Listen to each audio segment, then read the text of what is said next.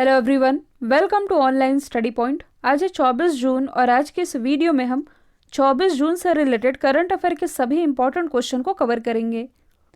और आप में जो भी रेलवे के एस्पिरेंट हैं उनके लिए टेक्स्ट बुक पर आरआरबी एनटीपीसी 2021 के अपडेटेड और लेटेस्ट 176 टेस्ट ये आप लोगों को मिलेंगे, जिसमें कि 26 टोटल टेस्ट फ्री हैं। साथ में आप लोगों को आरआरबी एनटीपीसी इसका जो CBT 2 होना है इसके लिए अपडेटेड 90 टेस्ट, जूनियर ट्रांसलेटर के 200 टेस्ट और ये सभी आप लोगों को मिल सकेंगे। साथ ही आप फ्री टेस्ट के लिए साइन अप कर सकते हैं फॉर बेटर एक्सपीरियंस और यूज़ द कूपन स्टडी 10 का कूपन आप यूज़ किए। और टेक्स्ट बुक पर काफ़ी सारे एग्ज़ाम्स के स्टडी मटेरियल और मॉक टेस्ट ये अवेलेबल होते हैं, जिसमें आप लोगों को रेलवे, SSC, बैंकिंग, डिफेंस आदि सभी एग्ज़ामों से रिलेटेड 8000 प्लस मॉक टेस्ट एक साल के लिए कितने में 299 में और 2 साल के लिए ये आप लोगों को मिल सकेगा 499 में। तो यदि आप इसे लेना चाहें तो आप स्टडी 10 का कूपन इस्तेमाल करके इसे परचेस कर सकते हैं। इससे आप लोगों को 30 रुपये एक्स्ट्रा डिस्काउंट मिल सकेगा। लिंक डिस्क्रिप्शन बॉक्स में दी हुई है। तो चलिए स्टार्ट करते हैं। हमारा पहला क्वेश्चन, हाल ही में एयरबॉर्न एंटी ड्रोन लेज़र का सफलतापूर्वक परीक्षण ये किस देश ने किया है? तो इसका सफलतापूर्वक परीक्षण अभी हाल ही में इजराइल के द्वारा किया गया है। अभी है क्या एंटी ड्रोन लेज़र। तो ड्रोन क्या होता है ये तो आप सभी जानते हैं, बताने की ज़रूरत नहीं है। तो ये काफ़ी सारे शेप्स में आता है, भले ही हेलीकॉप्टर के टाइप दिख रहा हो लेकिन ये एक तरह का ड्रोन ही होता है। तो कहने का मतलब है कि हाल ही में इजराइल के द्वारा जो टेक्नोलॉजी विकसित की गई है ये क्या करेगा कि हवा में उड़ता हुआ जो ड्रोन है, जो कि हेलीकॉप्टर या किसी भी फॉर्म में हो सकता है, इसे लेज़र से पॉइंट करके ब्लास्ट कर सकता है। तो ये काफ़ी आश्चर्य की बात है। आप लोगों ने देखा होगा बचपन में लेज़र लाइट, ये तो आप लोगों ने खूब चलाई होगी। एक बिंदु से लाल लाइट निकलती, इसे हम कभी कहीं भी पॉइंट कर सकते थे। सेम उसी तरह आप कह सकते हैं कि इसका ये जो ट्रायल किया गया है इसमें क्या हुआ है कि जो ड्रोन उड़ रहा है इसे लेज़र से इस पर पॉइंट किया गया और इसे ब्लास्ट कर दिया गया। और इसका ट्रायल अभी हाल ही में किया गया है इजराइल के द्वारा, जो कि पूरी तरह से सफल हुआ है। इजराइल ने अपनी इस उपलब्धि को मील का पत्थर करार दिया है, और हो भी क्यों ना, क्योंकि ऐसी उपलब्धि इजराइल ने कभी हासिल नहीं की थी। तो आप ये कह सकते हैं कि ये घातक इजरायली सिस्टम है जो कि किसी भी उड़ती हुई वस्तु जैसे कि ड्रोन हो गया, मोटार हो गया, रॉकेट मिसाइल, इन्हें हवा में ही मार करके ख़त्म कर सकता है, यानी कि इन्हें डायरेक्ट ब्लास्ट कर सकता है लेज़र से पॉइंट करके। इजराइल जो कि मिडिल ईस्ट कंट्री है, इसकी कैपिटल क्या है? यरूशलम। Currency Israeli new shekel. हाल ही में इजराइल के नए राष्ट्रपति भी बने हैं और प्राइम मिनिस्टर भी बने हैं। राष्ट्रपति बने हैं इसाक हर्जोग, इन्होंने स्थान लिया है रुवन रिवलिन का। इम्पॉर्टेंट है यहाँ के प्राइम मिनिस्टर निफ्ताली बेनेट, इन्होंने स्थान लिया बेंजामिन नेतन्याहू का। और जैसे ही इन्होंने इजराइल के प्राइम मिनिस्टर पद की शपथ ली, इसके बाद से ही इन्होंने दोबारा से किस पर आक्रमण शुरू कर दिया? गाज़ा पट्टी पर। ये न्यूज़ मैंने आप लोगों को बताई भी थी। और देखिए, यदि देखा जाए तो इजराइल में उतनी जनसंख्या नहीं है, लगभग यहाँ 96 लाख लोग रहते हैं। और इतनी कम जनसंख्या होने के बावजूद ये दुनिया का सबसे ताकतवर देश बन करके उभर रहा है और लगातार उभर रहा है। इसने अपनी टेक्नोलॉजी से लगातार दुनिया को चौंकाया ही है। हाल ही में इसका एक और सिस्टम है जो कि चर्चे में रहा, आयरन डोम सिस्टम। यदि आपसे एग्जाम में पूछ लिया जाए कि चर्चे में रहा आयरन डोम सिस्टम किस देश से रिलेटेड है, तो ये इजराइल से ही रिलेटेड है। हाल ही में यानी कि 15 जून को इजराइल ने स्वयं को मास्क फ्री कंट्री घोषित किया और ऐसा करने वाला ये दुनिया का पहला देश बन गया है। और यदि आप किसी भी एग्ज़ाम की तैयारी कर रहे हैं तो मैं आप लोगों के सामने एक इम्पॉर्टेंट इन्फॉर्मेशन बताने जा रही हूँ। देखिए, किसी भी एग्ज़ाम में सबसे ज़्यादा क्या ज़रूरी होता है? GK और करंट अफेयर। ये दो सबसे इंपॉर्टेंट टॉपिक होते हैं किसी भी एग्ज़ाम के, क्योंकि इनसे रिलेटेड एग्जाम में क्वेश्चन तो पूछा ही जाता है। GK तो अनलिमिटेड है, आप कितना पढ़ेंगे और कहाँ से तैयार करेंगे, तो इसकी टेंशन अब आप भूल जाइए, क्योंकि हमारी एक्सपर्ट टीम के द्वारा आप लोगों के लिए GK से related 8000 one liner question bank ये तैयार किया गया है। और संभावना ये है कि आपके एग्ज़ाम में इस क्वेश्चन बैंक के बाहर एक भी क्वेश्चन नहीं जाएगा। तो ये जो क्वेश्चन बैंक तैयार किया गया है, इसकी प्राइस क्या है? देखिए, इसकी प्राइस ज़्यादा नहीं रखी गई है, 200, 100, 50 बिल्कुल नहीं है। आप लोगों की सहूलियत के हिसाब से इसका प्राइस मात्र रखा गया है 21 रुपये का। इसमें आप लोगों को 1 साल का फ्री करंट अफेयर भी मिल जाएगा।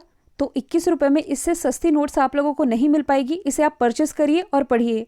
परचेस करने के लिए डिस्क्रिप्शन बॉक्स में एक लिंक दी हुई है। अगला क्वेश्चन है, हाल ही में भारत और किस देश ने हाइड्रोजन टास्क फोर्स का गठन किया है? तो इसका गठन अभी हाल ही में किया गया है भारत और अमेरिका के बीच। हाइड्रोजन आप सभी जानते हैं कि ये पृथ्वी पर सबसे प्रचुर मात्रा में उपलब्ध है। तो सरकारें क्या चाहती है कि इस हाइड्रोजन का वैकल्पिक ऊर्जा के स्रोत में इसका उपयोग किया जा सके, और इसके लिए रोड मैप भी तैयार किया जा रहा है। तो देखिए, हाइड्रोजन का उपयोग होगा तो इससे कहीं ना कहीं पर्यावरण प्रदूषण की समस्या से भी निपटने में मदद मिल सकेगी। और पर्यावरण प्रदूषण की समस्या से यदि बचा जा सकेगा तो इसका सीधा प्रभाव किस में पड़ेगा? ग्लोबल वार्मिंग में। मतलब कि किसी भी तरह से ये जो ग्लोबल वार्मिंग की समस्या बढ़ रही है, जिसके कारण ये जो क्लाइमेट चेंजेस और जितनी भी समस्याएं ये दुनिया के सामने निकल कर के सामने आ रही है, कुछ हद तक इसे तो कंट्रोल किया जा सकेगा। तो यदि आप लोगों को याद होगा तो हाल ही में भारत सरकार के द्वारा हाइड्रोजन गोलमेज सम्मेलन 2021 का भी आयोजन किया गया था। साथ ही ये क्वेश्चन इसलिए भी इम्पोर्टेंट बन जाता है क्योंकि अभी जो बजट पेश किया गया था 2021-22 का, इसमें राष्ट्रीय हाइड्रोजन ऊर्जा मिशन इसकी भी चर्चा की गई थी। साथ ही भारत में जो पहली SCNG बस है, CNG बसेस, ये तो आप सभी जानते हैं पहली बार दिल्ली में चलाई गई थी। SCNG कहने का मतलब है hydrogen enriched compressed natural gas. इसकी भी पहली बस ये दिल्ली में चलाई गई। मतलब आप कह सकते हैं किसी भी तरह से भारत और अमेरिका के द्वारा ही नहीं, हर कंट्री के द्वारा अपने अपने स्तर पर प्रयास किए जा रहे हैं ताकि किसी हद तक इस ग्लोबल वार्मिंग और क्लाइमेट चेंजेस की समस्या को कुछ हद तक कम किया जा सके। क्योंकि हाल ही में जो IPCC है, इसके द्वारा एक रिपोर्ट रिलीज़ की गई थी जिसमें ये बताया गया था कि 2100 के लास्ट तक, मतलब कि अब से यदि देखा जाए तो लगभग 80 से 81 साल के बाद पृथ्वी का जो वैश्विक तापमान है ये 2 डिग्री सेल्सियस ये औसतन पहुंच जाएगा। अब ये 2 डिग्री सेल्सियस पहुंचेगा तो होगा क्या? तो जितने भी तटीय राज्य या तटीय देश हैं जो कि समुद्र के किनारे बसे हुए हैं, समुद्र का जल स्तर बढ़ेगा। क्यों बढ़ेगा? ग्लेशियर पिघलेंगे ग्लोबल वार्मिंग की समस्या के कारण। समुद्र का जल स्तर बढ़ेगा तो जो तटीय देश या राज्य हैं ये धीरे धीरे समुद्र में समाने लगेंगे। तो IPCC ने यह कहा था कि इसे किसी भी हद तक कंट्रोल, मतलब कि किसी भी तरह से इसे कंट्रोल करना ही होगा। साथ ही IPCC के द्वारा ये भी बताया गया कि ऐसा नहीं है कि इस प्रॉब्लम का सल्यूशन नहीं है, सल्यूशन बिल्कुल है। और क्या है सल्यूशन? तो उसने ये बताया कि यदि दुनिया के जो देश हैं ये यदि वैश्विक तापमान को 1.5 डिग्री सेल्सियस पर ही कंट्रोल कर लेते हैं, इससे ज़्यादा बढ़ने नहीं देते, तब क्या होगा कि समुद्र के किनारे जो देश बसे हुए हैं इन्हें पानी में समाने से बचाया जा सकता है। क्योंकि ग्लोबल वार्मिंग के कारण ही तो ग्लेशियर पिघलते हैं। ग्लेशियर पिघलते हैं तब समुद्र का जल स्तर है जो ये ऊपर जाता है। और यदि इस वैश्विक तापमान को ही कंट्रोल कर लिया जाता है तब इस समस्या से बचा जा सकेगा। इसलिए यदि आप लोगों को याद होगा तो सरकारें काफ़ी प्रयास भी कर रही है। क्या कर रही है? तो सल्यूशन तो ये भी है कि ज़्यादा से ज़्यादा ग्रीनरी को बढ़ावा दिया जाए, यानी कि वृक्षारोपण किया जाए अधिक से अधिक। दूसरा यह है कि पेट्रोल डीजल का कम उपयोग किया जाए। इसलिए सरकार क्या कर रही है कि ज़्यादा से ज़्यादा वाहनों को भी बढ़ावा दे रही है। तो ये सारी चीज़ें आप याद रखेंगे, कहीं ना कहीं ये सारी चीज़ें एक दूसरे से कनेक्ट ही है। और इसी क्रम में आगे बढ़ने के लिए भारत और अमेरिका के बीच इस हाइड्रोजन टास्क फोर्स का गठन किया गया है। अमेरिका से रिलेटेड एक फैक्ट है, कल ही मैंने आप लोगों को बताया था, फॉरेन डायरेक्ट इन्वेस्टमेंट का सबसे ज़्यादा यानी कि सबसे बड़ा प्राप्तकर्ता देश ये अमेरिका ही बना है। भारत इसमें 5वें स्थान पर रहा है। अगला क्वेश्चन है, हाल ही में किस राज्य सरकार ने आंध्र प्रदेश की नाडू नेदू योजना को लागू करने का निर्णय लिया है? तो ऐसा फैसला भी हाल ही में तेलंगाना गवर्नमेंट के द्वारा लिया गया है। नाडू नेदू योजना जो कि आंध्र प्रदेश सरकार की पहल थी, इसके तहत होता क्या था कि राज्य के जो भी गवर्नमेंट स्कूल है इन्हें प्रतिस्पर्धी इंस्टीट्यूट में बदला जाता था, और इसे ही अपनाना चाहती है तेलंगाना गवर्नमेंट। और इसके लिए इसने नाडू नेदू योजना पर आंध्र प्रदेश सरकार से अनापत्ति प्रमाण पत्र मांगा है। अब ये अनापत्ति प्रमाण पत्र क्या है? कहने का मतलब है कि तेलंगाना गवर्नमेंट ये लिखित रूप में चाहती है आंध्र प्रदेश सरकार से कि हम आपकी इस योजना को लागू करना चाहते हैं, तो आपको कोई आपत्ति तो है नहीं, इसलिए आप हमें अनापत्ति प्रमाण पत्र दे दीजिए। तो अब हम जान लेते हैं तेलंगाना के बारे में। तेलंगाना जो कि 2 जून 2014 को भारत का 29वां राज्य बना था। हालांकि अब भारत में राज्यों की संख्या ये रह गई है 28। आगे क्या होगा, क्योंकि अभी कश्मीर वाला मुद्दा चल ही रहा है, ये देखा जाएगा। तेलंगाना की राजधानी ये है हैदराबाद। और हैदराबाद ये किस नदी के किनारे बसी हुई है? मूसी नदी के किनारे। और मूसी ये किसकी सहायक नदी है? तो ये है कृष्णा की सहायक। इसी हैदराबाद में स्थित है चार मीनार। साथ ही आप ये भी याद रखेंगे कि भारत का पहला ब्लॉक चेन जिला ये कौन है? तो ये भी हैदराबाद ही है। हाल ही में तेलंगाना गवर्नमेंट की एक योजना है जो कि चर्चे में रही है, इसका नाम क्या है? रायतु बंधु योजना। इस योजना के तहत ये किसानों को 2 किस्तों में, एक तो रबी की फसल, दूसरी खरीफ की फसल, इन 2 किस्तों में 5-5 हज़ार रुपये की वित्तीय सहायता दे रही है। और आप क्या रिलेट कर सकते हैं? तो देखिए, हाल ही में तेलंगाना उच्च न्यायालय की पहली महिला मुख्य न्यायाधीश बनाई गई हैं। इनका नाम क्या है? जस्टिस सीमा कोहली। अगला क्वेश्चन है, made in India 5G technology के लिए एयरटेल ने किस कंपनी के साथ समझौता किया है? तो ये समझौता भी हाल ही में किया गया है टाटा ग्रुप के साथ। आप लोगों को ये तो मालूम होगा कि 5G नेटवर्क लॉन्च करने वाला विश्व का पहला देश कौन सा है? तो ये तो है साउथ कोरिया। हालांकि इसके बाद चाइना ने भी अपना 5G नेटवर्क लॉन्च कर दिया था और अब भारत में इस पर तेज़ी से काम चल भी रहा है। और यदि आप लोगों को याद होगा तो हाल ही में भारत में सबसे पहली बार 5G का ट्रायल किसने किया? एयरटेल कंपनी ने ही किया था। और अब एयरटेल ने 5G टेक्नोलॉजी के लिए समझौता कर लिया है टाटा ग्रुप के साथ।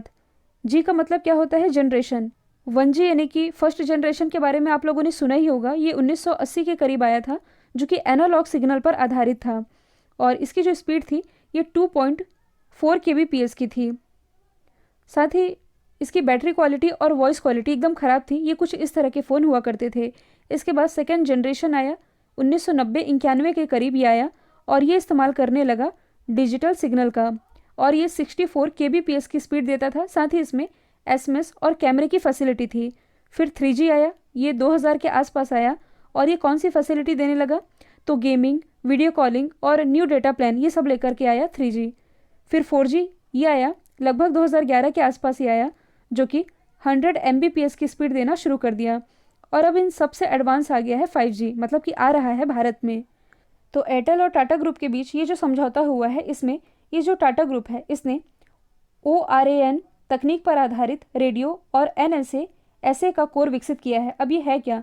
तो देखिए, ORAN इसका मतलब होता है ओपन रेडियो एक्सेस नेटवर्क। ये कोई टेक्नोलॉजी नहीं है बल्कि मोबाइल नेटवर्क आर्किटेक्चर में ही एक तरह का बदलाव है।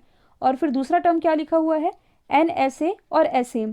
तो यहाँ NSA की फुल फॉर्म बनती है non stand alone 5G, non stand alone 5G, और ऐसे की फुल फॉर्म बनती है स्टैंड अलोन 5G। अब ये इसका मतलब क्या हुआ? तो देखिए, जैसा कि नाम से ही स्पष्ट हो रहा है, नॉन स्टैंड अलोन 5G कहने का मतलब है कि जो अकेला खड़ा नहीं रह सकता उसे सपोर्ट की ज़रूरत है।